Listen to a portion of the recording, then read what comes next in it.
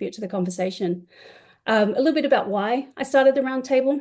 Community is really important to me. I work remotely, and so having an opportunity to connect with other like-minded music marketers and learn more about what everyone is up to is really important and valuable, I think. I'm also based kind of an hour outside of Austin, so I don't have a lot of opportunities to network in the major cities. And so having a forum where people can come together and learn from each other and contribute to thoughts and ideas and creative discussions, I think is really important. It's valuable for me, and I hope that it's valuable for others. So thank you for joining us. First up, I'm going to introduce Carolyn. Carolyn Ortiz is Carolyn, actually, I don't know your exact, you're the CEO for Big Ass Kids. Co-founder. Yeah, I'm kind of the co-founder, CMO, COO, HR, kind of all. When you're in a startup, I think you're just kind of all the things. Yeah. So since 2009, Carolyn has built a really diverse music career, balancing freelance work in publicity, brand partnerships, and live event curation with business development roles at Chanel, Viacom, and Universal Music Group. In 2021, she's founded or co-founded Big Ass Kids, evolving it from a record label into a full-scale music ecosystem. There's been a lot of developments in the community in the last 12 months. I'll let Carolyn talk a little bit about those in a moment. But recently, she launched the B.A.K Play.Ground, a collaborative platform for music professionals, and the B.A.K Sandbox, a 501c3 initiative supporting industry workers impacted by layoffs. I'll let Caroline say hello. Yeah, thanks, Dayna. Very nice to meet you guys who I haven't met before. Thank you, Dayna, for hosting this roundtable every month. It's so imperative for us to come together as marketers and learn from each other. It's one of the things I'm excited most about for the playground is to peer-to-peer learning. Bobby, I'm so excited to hear your thoughts and your knowledge in the country space. And for anyone who's not familiar with the playground and would like to be, please let me know. I'll send you a link to join our community. It's growing every day.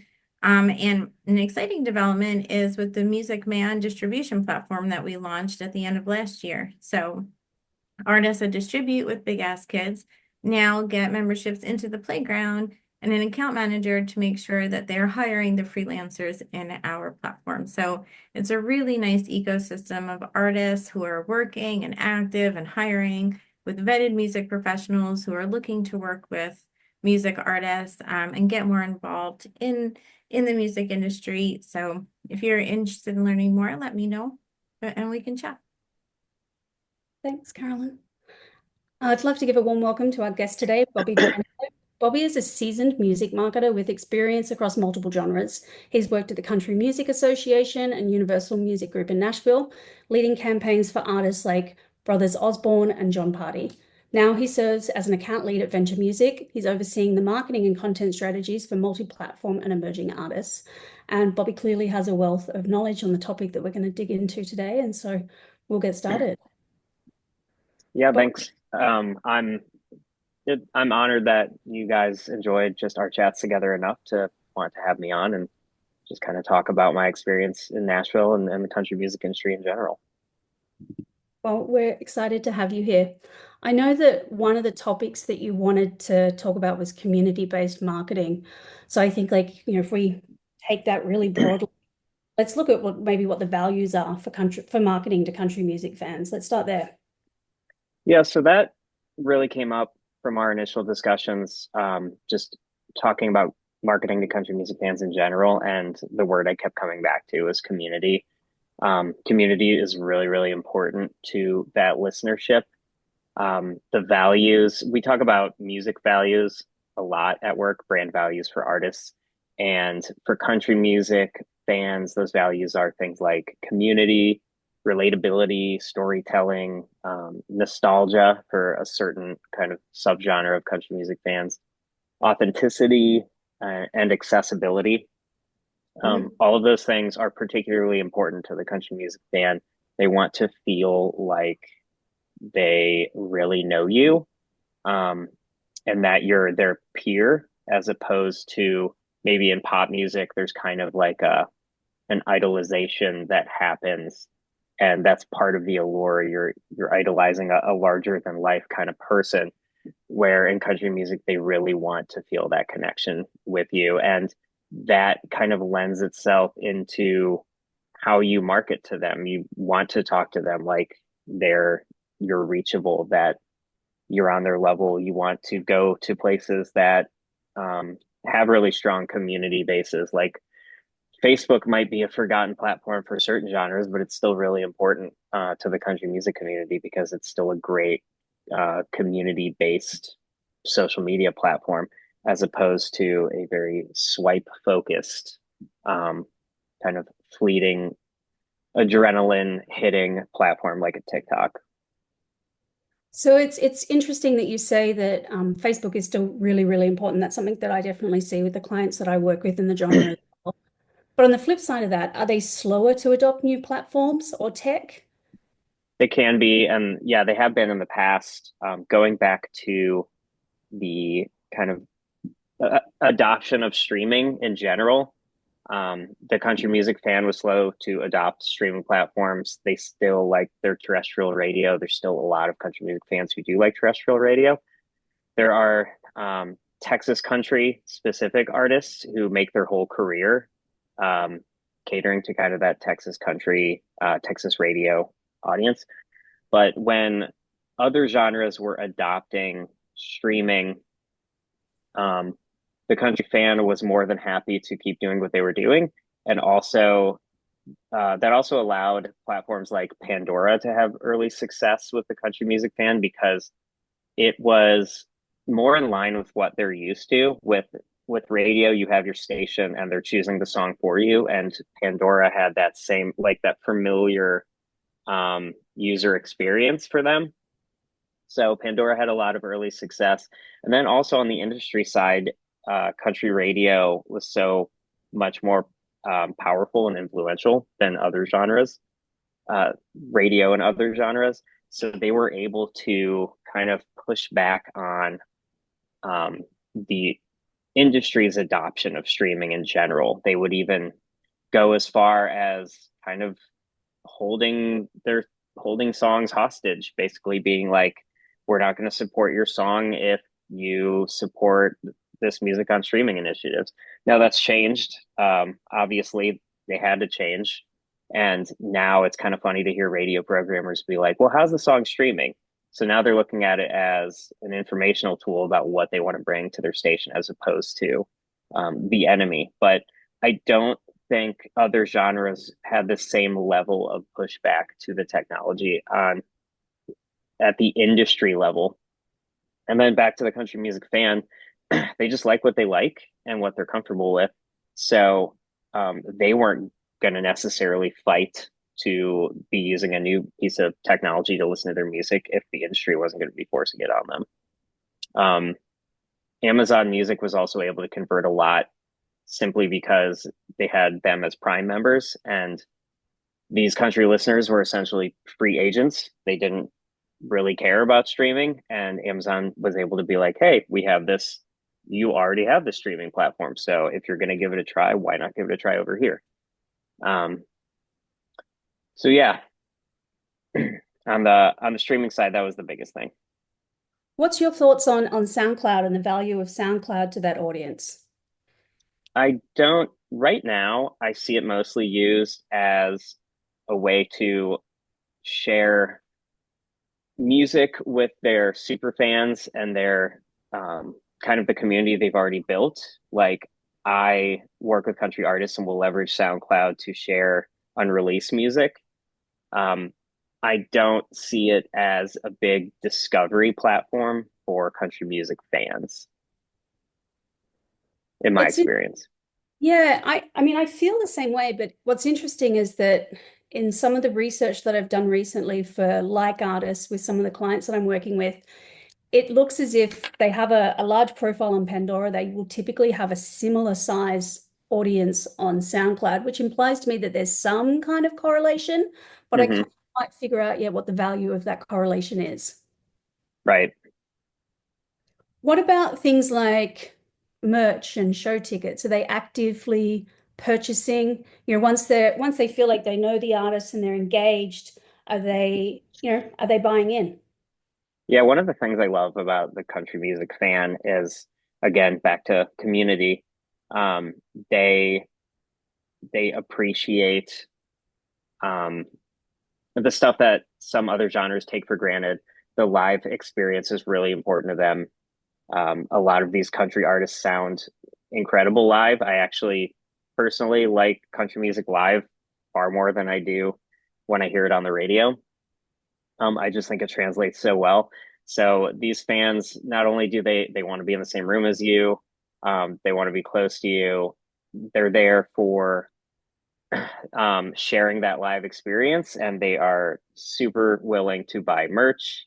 Um, they like supporting their own. Again, back to community. They're not just going to get entertained; they're going to support you because they feel um, like you're a part of their family, and they want to like put on for you.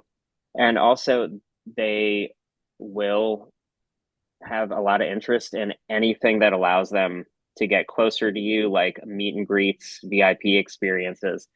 The meet and greet in particular is still a huge selling point for the country music fan in a way other genres may never have adopted that kind of fan interaction. What about, I mean, what I like about meet and greets is they're very also experiential based, right? There's a, much like the live show, there's a component of like the tangible there. You really get to get close to the artist and maybe talk to them directly. What about other types of fan experiences? Are you seeing country music fans buy, you know, private Zoom acoustic sessions and things like that? Yeah, definitely during COVID. I know every genre was trying different things during COVID. But when I worked at CMA, so we had to cancel CMA Fest for 2 years in a row. And for those of you who don't know, CMA Fest is a 4 day country music festival that takes place throughout downtown Nashville. There's like 11 stages. It's absolutely massive. And we weren't able to do that in person. So we did it was honestly really ambitious that we did it. It was like a 4 hour live stream with like hundreds of country artists involved. And we did it all through YouTube, and Budweiser sponsored it. And it was actually a really big success. Um, so while the country music fan would prefer the in person, they, um, they will go where they have to go in order to kind of get to experience that with you. I think pre-recorded wouldn't work as well with them. The live aspect makes them feel like again they're in the room with you. They're part of a they're experiencing something with you. It's great that you mentioned COVID because I know that you wanted to talk about that a little bit today as well. Sometimes I think in order to look at where we're going forward, we want to take a look back. I know none of us like to look back at COVID too much now, but what did you take from the experience in terms of live shows and revenue building for the artists? Well, on a personal level, I it made me realize how much I had taken live music for granted. Um, I and also networking opportunities for granted. I live in Nashville. I live in one of the best places for live music and for networking in the music industry, and I wasn't doing enough of it, even though I was working in it. I was just clocking in and clocking out. So COVID was a really stark reminder to not take that for granted. And I think that permeated down to the fans too.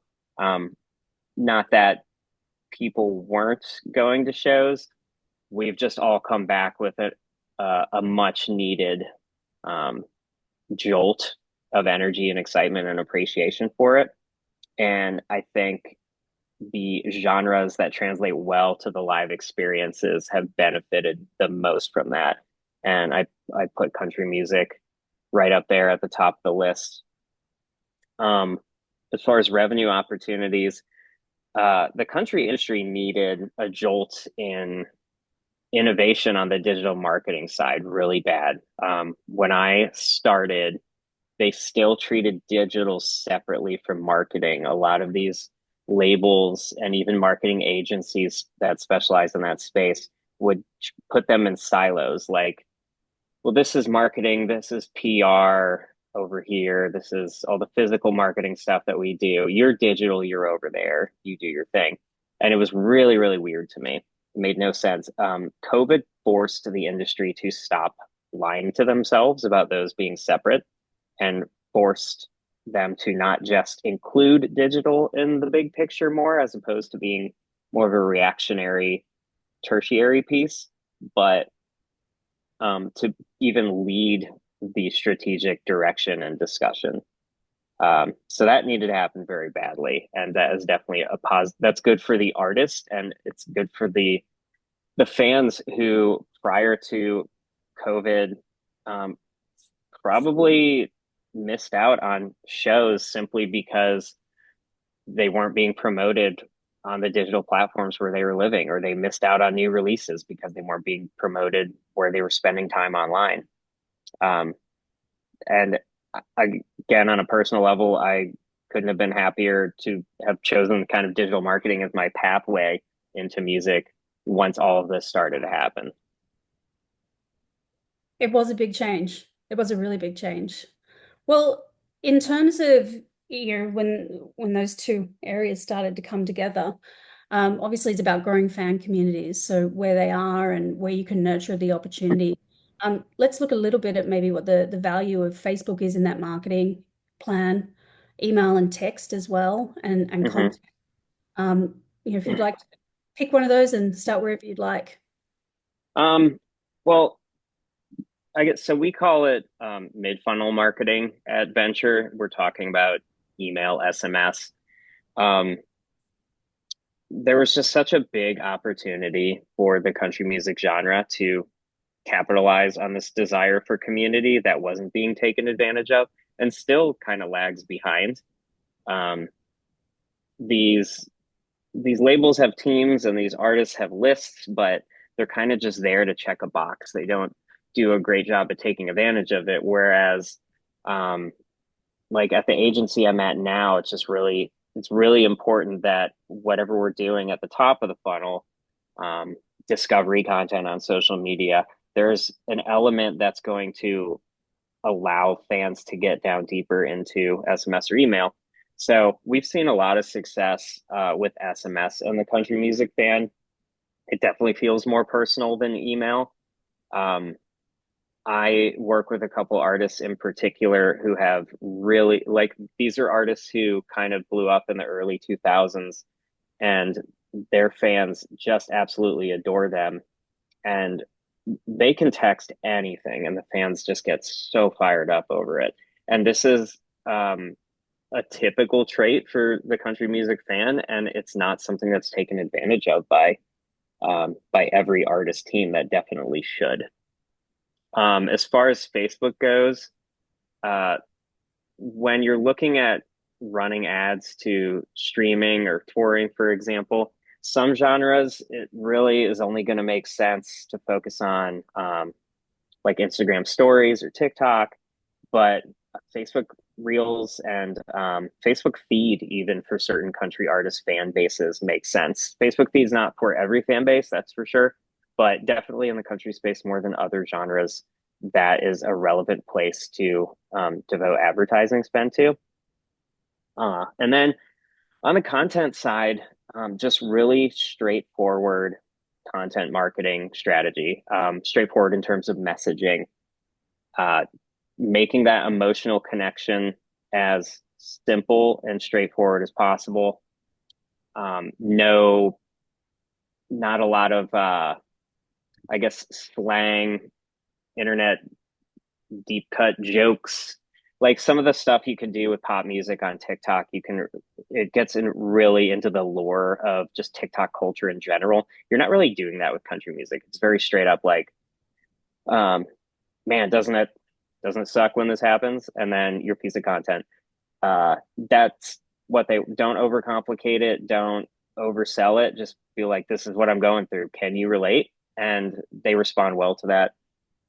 Their appreciation for the kind of artistry in general also allows you to make content without hooks at all, just letting the visual be the hook. We've had a lot of success with artists like Zach Top, who we work with, Walker Montgomery, where you just put like their beautiful voices in scenic, picturesque settings, and it speaks for itself. If you're dealing with a fan base with a very, very short attention span, you might need something a little more jarring to get them to stop scrolling. But the country music fan is a little different in that sense. What about collaborations? You know, when there's a song collaboration, how important is sharing the story of that collaboration when in the content when marketing to country music fans? Are you talking about artists of like different genres collaborating? Different genres, perhaps it's just someone that's jumping on as a feature. Hmm. Just in terms of, I guess, the story in general of hey, It someone is jumped on my it, song. it is a genre very focused on storytelling. It's rooted in storytelling. So yeah, and more of the story that you can tell. And it's very different from like I grew up listening to rock music, and I think one of the beauties of rock music is the lyrics can be vague enough to where the person can be an adult singing about something so serious and heavy, and I'm a 12 angsty 12-year old in my room and who just thinks it's about my parents grounding me. Like I can take what they're saying about Linkin Park was so good at this. I'm like, yes, Chester, I totally feel you on this subject, but I was like 13 and honestly my life was pretty good. Country music is more literal in its lyrics a lot. It's really telling you a story. The fans like that. And so with collaborations, that's another opportunity to tell the story, not just the story of the song, but how it came to be together. And the genre really puts on their songwriters more so than other genres. The CMA Awards has an award. They have Single of the Year and Song of the Year. Single of the Year, I believe I'm getting this right. Single of the Year goes to the artist, but Song of the Year is for the songwriter. And I've never seen a genre where the biggest stars go up and thank the songwriters like first and foremost. And in Nashville, these songwriters were like rock stars.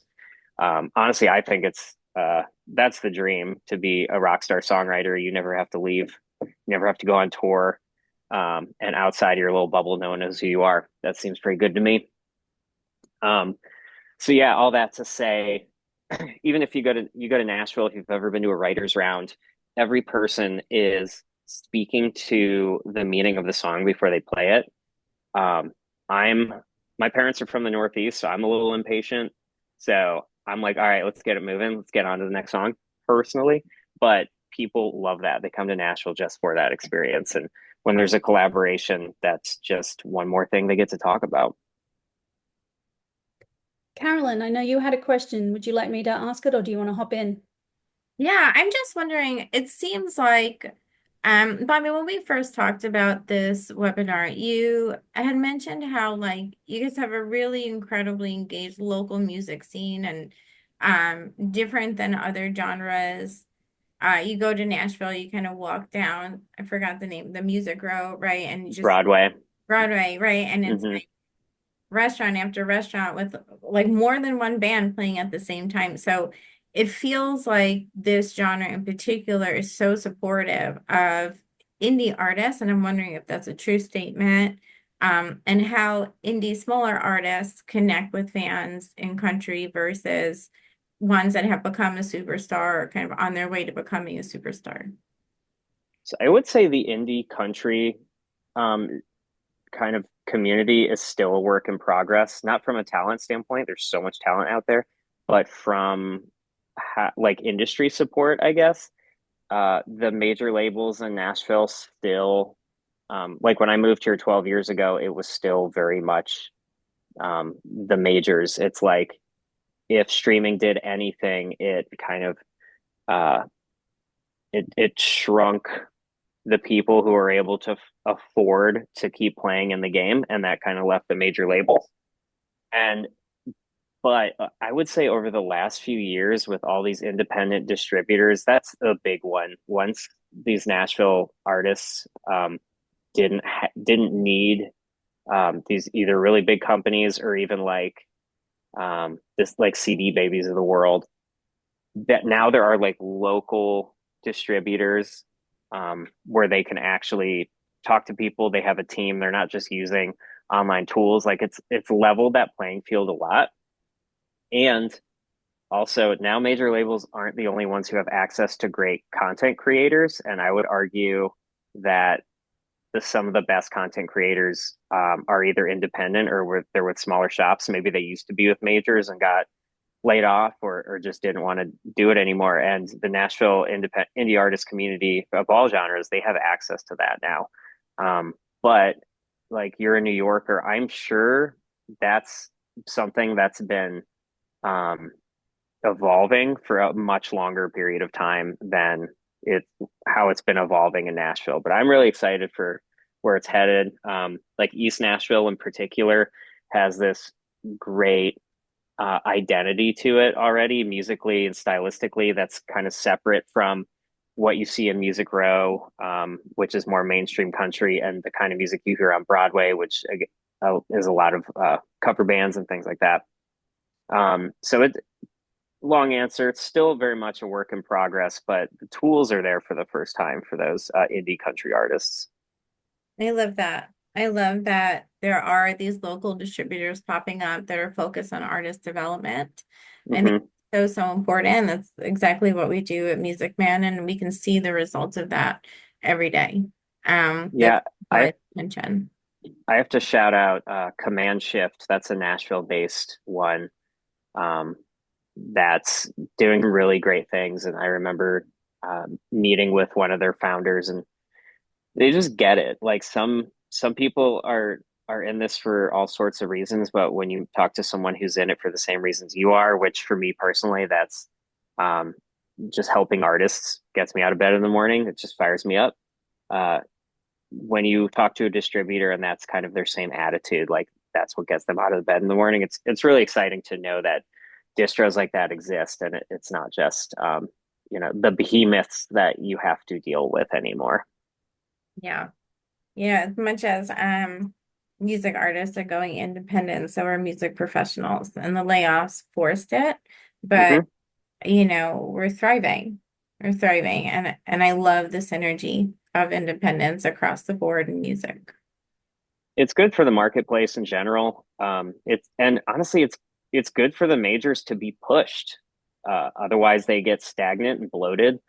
Um, Now they have to compete with like lean, mean. Uh, I'm sorry for rhyming. Lean, mean machines that can pivot and change direction and have to stay nimble and are dealing with smaller budgets, so they have to be more innovative. That's in the long run that will help major labels provide more value for their artists instead of just bad deals. Dana, I have follow-up questions, but I don't want to derail your talk, so I'll hold my. Sorry. Well, from the local to the international, what countries love the lore of country music artists? Yeah, I love talking about this. That was because it's not something I had ever thought about until I worked at CMA and I started to see it firsthand. So some of the obvious ones, like the UK, Ireland, Australia, so other English speaking countries, of course. Um, there's a there's a thing called C2C, country to country. It's been going on for some years now, and it's really a collection of country music artists that it's typically in throughout the UK. They'll have like a few different stops, but I know they did one in Japan. They've done one in Australia, but one of my favorite stories is an artist named Katie Offerman, who I worked with at Universal. She was in London for C2C, and she's on the tube, just having a conversation with her manager. And this young man is just kind of like clearly he just can't stop looking over. And she engaged with him, and he was like, "I'm sorry, I can't get enough of listening to you speak. Can you just keep talking, just say more things?" He had never met someone from Texas before. He had never seen anyone like her outside of the movies. So for him seeing this in person, it resonated. It was so cool for him. Talk about we take our own culture for granted all the time. Every country probably does, but especially a country as large as the United States, where you don't like, I don't feel as connected to Texas. Um, but there's a lot of that. You experience that in the UK, Scandinavia, another story I like to tell is a country artist I work with now, Casey Johns. She was playing a show in a ski town like Aspen or something like that. And there were a big group of Norwegians there, and they were just so enamored with her performance. A couple of them did very well for themselves. They offered to pay her to fly her to Norway and do some shows around just so people in their community could like experience that. And to this day, she's been going there multiple times a year for several years. And this isn't a small indie artist on this couple's dime. And she has like on her streaming numbers, Norway's always super high. Um, because and it just goes so much deeper. It's the quality of live music that comes from country music that these countries might not have access to, but also just the accent, the values, the straight out of the movies kind of sense of it. Um, Not related to music, but it's the same kind of idea. My wife and I went on our honeymoon in Thailand, and we had befriended this like Australian family that was staying at our resort. And towards the end of the week, we're having breakfast, and they were just like, they asked me if I had any American dollars. They're like, "Do you have any American dollars?" And I'm like, "Yeah." And they're like, "Can we see one?" And I was like, "Okay." So I went up to the safe and I grabbed 100, and of course it was like the crispiest 100 ever. So it was just a perfect example of uh for this. And they were so fired up when I brought it down. They gathered around and they were like, "Oh my God, it's just like in the movies." And I had this moment where I was like, "Oh my God, they've been seeing this in movies for their whole lives and but it's never been more real." And so country fans over there are experiencing that same thing when they meet like a Katie Offerman or a Casey Johns, or when Garth Brooks goes over to Ireland and plays like four sold out nights in a row in the same spot. Um, I was at a wedding in New York where the groom was from Ireland and his family had just seen, they had paid to see Garth Brooks like three nights in a row. Um, that it's, again, it's bringing this art to life in a way that a lot of them feel like they were never going to have that opportunity. Um, Throwing out some other countries, I know C2C did Sweden before. Japan, as far as Asia goes, Japan's the spot that has shown interest in country music. There's even a honky tonk in Tokyo. It's called like Little Texas. You should look it up. If I were to knock you out and you were to wake up in Little Texas in Tokyo, you would think you were in Texas. It is absolutely incredible what they've done there to like recreate that vibe. Um, and then South Africa too. I know, Dayna, we talked about this. Kip Moore, when I was working at Universal, he had a song blow up on country radio in South Africa. And now this is an artist, I don't even think he's playing arenas in the US. He played two stadium shows back to back in South Africa because of this song blowing up and just like the appetite for everything that he represented. Are the tactics similar? For the different tiers, how you market to US and Canadian country music fans, is it really similar, the tactics that you're going to use for Australia, New Zealand, Southeast Asia, etc.?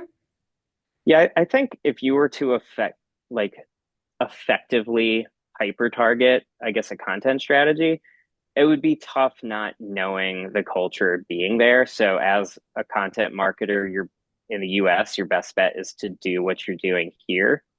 Um, if they're touring internationally, you can get a little more creative with your targeting or your content strategy. But as far as ad targeting goes, we there are trigger cities that the DSPs use. These are cities that are similar in population size and music listening habits. They have diverse listeners in terms of diversity in the music that they listen to. And the DSPs will take what it learns about listeners in these trigger cities and apply it to other trigger cities. So that's why we try to advertise we break it down into a few different tiers. Tier one being US, Canada, and Australia. Actually, tier two is for us. It's a lot of Europe, a lot of South America, and certain parts of the Far East, Japan. Um, and then tier three is a little more Central America and kind of further into Asia. And depending on the genre, these are all important to run streaming ads to because um, Spotify's out, like Spotify, for example, their algorithm will see that you're doing well in like Jakarta, and it will take what it learns about those listeners' habits, apply it to listeners with similar habits in the US and support there. But it's a lot cheaper to advertise to these other parts of the world than it is the US. So for a much cheaper ad spend, you're potentially triggering the algorithm in your own country um, by way of these trigger cities. Interesting. Well, I think that brings us to the end of the conversation part of today. Bobby, is there anything else that you want to touch on before we open it up for conversation? Um, just that, I guess one last thing internationally, if you're focusing on country, I think I mostly covered it. Australia, UK, Scandinavia, Germany. These are all good countries with interest in country music. But if you're rock or indie, we see a lot of South American interest, especially when I work with these indie rock bands where I'm just like, I don't even know what you are. Brazil seems to just absolutely eat those genres up. Um, and then, of course, a lot of Asia, it's pop music just does so well in those areas. Okay. Well, everyone, if everyone's comfortable doing so, would encourage you to turn on your cameras. We're going to have a roundtable discussion. Welcome for everybody to ask Bobby questions. Also want to hear from you, like what tools you're using to market the artists that you work with. Um, would love to kind of get everyone involved in the discussion at this point. So encouraging you all to get involved. No pressure. Everyone's shy. All right. No, you had another question. Yeah, so I'm interested in how music professionals can break into country. So with the layoffs, people are looking for what their next opportunity can be. And I think country has always been so siloed to Nashville. It's kind of not considered if you have experience in hip hop or R&B or other genres like it's like other than. But I do think that there's awesome opportunity for music professionals to break out and learn new skills in country. And how would you how would you suggest they do that, right? And like thinking about the Beyonce country crossover, right? There are artists that are capable of working in that space now. How do they go about it? Like where do they start? Um, well, unfortunately, it's still very geographically focused. In terms of having experience in other genres, I don't think that's seen as a negative the way it used to be. I've actually talked to people, um, like at Venture Music, for example, and the last thing I want to do is just like put on the company I'm working for right now, but I swear this is a relevant example. Um, Worked a lot outside of the country music genre to start, and now that's seen as a positive by some of the companies that hire us because they want new ideas and they want to see if there's something they haven't been doing as opposed to just run of the mill agencies that have always worked in country tend to um, just kind of rinse and repeat. I think that doesn't surprise me. I think the most ambitious um, genres in terms of content and trying new things and how they're marketed, you're going to see that more, and you're going to get more inspiration following pop artists and like indie artists of all kinds than you probably are country. Um, so it's good to have an ear there. But in terms of getting into the country industry, I mean, you just can't beat beating here. One thing that's really special about Nashville is um, how small of a city you realize it is once you're here. Um, how tight knit the and there's pros and cons to this, but um, a really great conversation with breakfast with somebody can go such a long way in Nashville, further than it can in some bigger cities where people are just on fire all the time. Nashville likes to sit down and they really value the relationships here. And unfortunately, just the best way to do that is to be here. Um, there are more remote opportunities than ever, and the country genre is opening up to that. I will say if you're in like New York and you're not sure about leaving, but you do have an interest, a lot of companies are opening up Nashville offices that are based in New York and or LA. This goes for the same thing. And starting at one of those companies at the New York or LA, wherever you live, offices, just knowing that they now either have a Nashville office or have an interest in starting Nashville offices. That is a new thing over the past, um, probably like since I don't know, just before COVID, you started to see more of that, and since coming out of COVID, you've seen a lot of it. Um, but yeah, there's great community organizations once you're here. It's tough remotely for country music in particular. Okay, that's interesting. What I hear there is that there's opportunity, right? Whereas Yeah, I like to believe that when things are difficult, that means that there's an opportunity to make it easier. So how do we do that? And that's exciting. yeah, there. I know, like when I was out of work, I leaned on, and this isn't specific to country, but there's a lot of job boards available that didn't exist until the last few years, like Digilog and Roster, um, and some other ones. And the Nashville kind of music companies who using that there's talent all over the place. Like when I worked at CMA, uh, they would jump at an opportunity to hire somebody from the LA or New York area because they really valued that experience outside of the town. So these are all things that they're all trending in that direction. They're trending in the direction of making it easier for people who don't live to Nashville to work their way into that industry. Um, but you just can't beat being here. And some of the thing like Whiskey Jam is like an every week thing that's been going on for years. Artists big and small play it. It's one of those things where you just got to be here for it. So many people from the industry are at it every week. Just stuff like that you just can't replicate.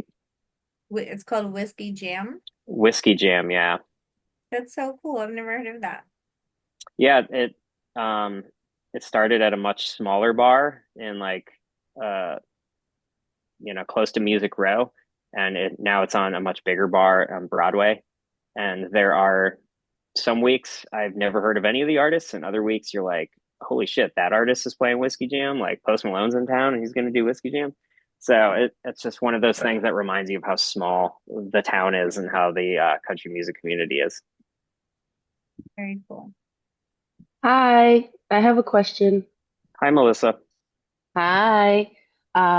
Great conversation, by the way. This is really interesting. And sorry about this. I just got out of the gym. So, Good for you. but I wanted to participate because, so I come from the Latin world, right? I initially started out in hip hop, but because I'm bilingual, it was easy for me to jump into the genre and just start whipping away. And with the success of Latin that has been over the past few years, I was working at BMG, right? And I was director of marketing there on the recording side for basically pushing all of the American UK acts over to Latin America, right? So supporting acts like Kylie Minogue and Lenny Kravitz, right? And pushing them in Colombia, Mexico, key markets, right? So we had a country artist out of Nashville, BMG, named Frank Ray. I know. Yeah, and he wanted to put out a Spanish language country album, to which, the entire team at BMG told him no. But I was like, I'm up for the challenge. Let's do it. Right. And I don't know if you have any experience with crossing over country with Latin, right? And have you seen something like that recently? with your experience in the country music scene, we hit a lot of roadblocks. As you know, Mexican regional is the Spanish version of country music, right? And when we tried pitching to playlists and stuff like that, they were like, Spanish people aren't going to listen to this. They're going to listen to Mexican regional. That's what they listen to, right? So just want to hear your thoughts on that and what you thought. I mean, either way, we were successful. We got a couple playlists, obviously through relationships, but what I did also too, we did line dancing here in Miami. There's a big community of Latinos that love country music. So that was my way of kind of hitting that. And then there was a country music festival here. So we had Frank Ray do that in Spanish. But it's not a big thing yet, right? I can tell you that the intention is there. I've seen all the majors in town invest in some like Latin country kind of crossover, but from what I've seen, they're not sure how to make it work yet. It's kind of like a cart before the horse situation for them. They're like, we want to make this work. Let's just plug them into the machine that we use for everybody else. And then when that doesn't work, they come to conclusions like, oh, the interest isn't there. But I don't think that's true at all. I just think it comes down to content strategy and who you're making your content for. And if a major country label has a Latin artist and their content strategy is focused on the same types of fans they market to for all their other country artists, that's a mistake. They need to, and honestly, that's probably an opportunity for an outside agency that specializes in that world to take the lead, because they know they're in it. They know what kind of content resonates. They know how to bridge that emotional connection in an authentic way that a Nashville label is just not going to know how to do. Even with the best of intentions, you can have everyone on the label on board with it. The closest they've come to that culture is like, I live in South Nashville, which is the most like ethnically diverse part of the city, but most ethnically diverse in Nashville compared to like Miami is night and day. I'm from Ohio, so to me, I'm like, oh my God, the food in South Nashville, the ethnic food is incredible, but like I'm sure Miami would just make my head explode. So yeah, I would say the intention is there, the ability to execute from like a major company perspective is not there. But I'll also say in terms of the interest, I have several country artists I work with who have been put on fan-owned, just listener playlists. These aren't botted. These aren't like playlist companies. These are just listeners who started a playlist that happened to blow up. And we know that because we paid. Whenever this happens, we always put a microscope over these playlists, and we're like, okay, what's going on with this? Is this something we should be concerned about? Is it going to screw up the algorithm? Is it botted? But they're not, and they are loaded with just country music artists, and they're Spanish. These are like Spanish country. How do I say this? They're country music playlists. Everything's in Spanish. These are based in Latin America, and they stream like crazy. Like the appetite is there, and these aren't artists. These aren't like Latin country artists. These are just country artists. So I guess it's kind of twofold. One, you want to create that emotional connection with the Latin community, but they've already proven to me that they like country, period. So if you have a Latin country artist, you don't have to like placate, like you don't have to do it in a way where it's like, ooh, you like them. They're Latin and you're Latin, make nice, be fans. They like country music. So just give them country music, and then for fans who want a deeper connection with that artist, that's where you can really lean into the things that are unique to that community. Thank you. Appreciate it. Great combo. Thank you. Thanks for participating, Melissa. Zach, I think we have time for one more question. I can see that you put one in the chat. Are you comfortable unmuting yourself and asking the question, or would you like me to? Yeah. I mean, I can unmute myself. I mean, this is I work with a male country artist. He's looking to try to get a record deal and grow his fans and get in front of, small, medium-sized labels that would be interested in, signing him and supporting his career. So I'm curious if there's kind of good examples out there. I wrote male country artists at first, but I'm open to, any type of independent country artists that are really thriving despite not having a record label and have loyal fans and are growing. I've heard Zach Top's name mentioned a couple times, and Bobby, it's great to hear that you work with him. And but yeah, I'm just curious if there's any others that would be good to like review, research, study, and see kind of how they interact with their fans is a great way to model similar engagement tactics. For sure. I can name a few. We'll start with Zach Top. He's very much like venture music's baby to a degree because we've been working with him since before he had any sort of deal. He was, I don't know, 20,000 monthly listeners maybe. And we've been able to like ride this ride together and figure out how best to um, not just put his brand properly represent like his brand values in the digital space, but also in a way that works for him logistically. He's not a big like, hey, I'm gonna bust my phone out and be like, yo, what's up? It's your boy Zach Top. Like he's not gonna do that. But he loves he'll you find time on the calendar, you have a few hours, you do a content shoot, you get as much out of that as possible, and then you take all the kind of trouble off his hands. Um, and that really works for him. So logistically figuring that out is huge. And then, but you have to have an artist who's willing to um, kind of dig into what makes their brand their brand. And so he's a great example for that.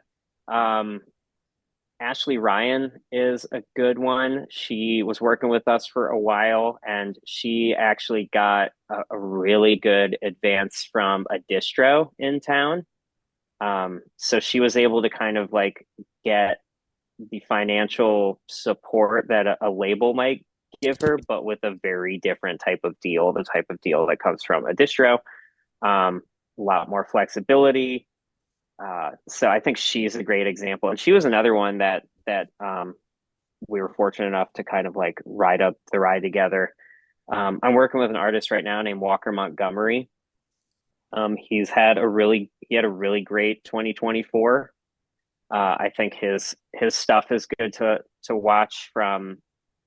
It kind of like with Zach Top. There's a nostalgic throwback element to him that fans of that type of country music who are either older and miss it or younger and it's something they've never heard before, they love it. And the types of content we do with him and the visuals all kind of play into that nostalgia. And they're also very representative of him. So I think he's a good example. He does not have a label deal, but he has a really great foundation. And his numbers are looking really good. And we had a really big 2024 with him. So those are a few off the top of my head. I'm sure I'll think of others. Zach, and honestly, anybody on the call, if you guys want to just uh, connect with me on LinkedIn, and if I think of any more, I can just DM you, toss them your way. Cool. Yeah. Thank you. Really appreciate the answer. Sure. Well, thank you to everyone for joining us, and thank you to Bobby for being our guest today. It was a really interesting conversation, Bobby, and I appreciate you participating. The roundtable happens every second Wednesday of the month. The next session is on March 12th with Pete Rango. We're going to take a look at AI and marketing. Is it a thrilling opportunity or a terrifying challenge? So we're going to dig a little into the AI world.